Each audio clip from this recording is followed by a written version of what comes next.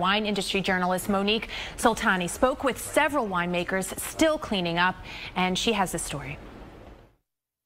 It's the sound as much as anything is this wham, wham, wham. It was repeatedly over and over and shaking. Seldom do you have earthquakes that buckle the streets. With well over 30 harvests under his belt, all his experience making wine couldn't possibly prepare Michael Richmond for a crush like this. This is the biggest damage that we've sustained here from earthquakes that I know of. They're a total loss. They fell off and the heads busted out of them.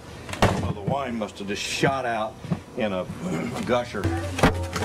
When they drop from about 25 feet in the air and they hit on the edge like that, they just pop like a grape. Yeah, it's bad. And unfortunately, you know, nobody has earthquake insurance. We just have to clean up and go forward. I mean, we got grapes coming in. Michael's early estimates are they lost about 1,000 gallons of wine. Now there's 60 gallons in a barrel, and each barrel holds about 300 bottles. Any way you add it up, that's a lot of wine down the drain. In a way, it looks worse than it is. Fortunately, we finished all our bottling. There was very little wine in there. This is the busiest time of year for the country's most well-known wine region. The height of the Napa Valley harvest is right around the corner. Here at Bouchain Vineyards in the Carneros district, with the help of a few interns on hand, they'll start their 30th harvest today. A little rattled, but ready. The first day in working as an intern in Napa Valley, gets to clean up earthquake debris. Something poetic about that.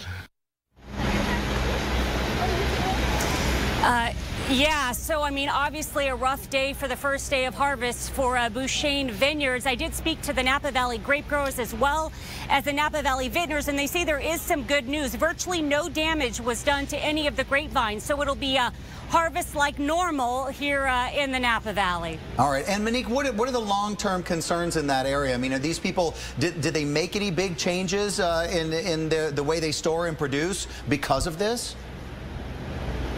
You know, it's interesting that you should ask that. I spoke to Michael and I said, hey, are you worried about aftershocks? And he said, you know, right now we stack our barrels about 4 barrels high. For the next week or so, we'll stack them about 2 high. You know, earthquakes are a way of life here, unfortunately, in California, especially Southern California, in my experience where I lived. So, you know, they'll make the changes they can, but you can't really predict these things. All right, Monique Soltani, thank you so much for taking the time out to go do a story for us.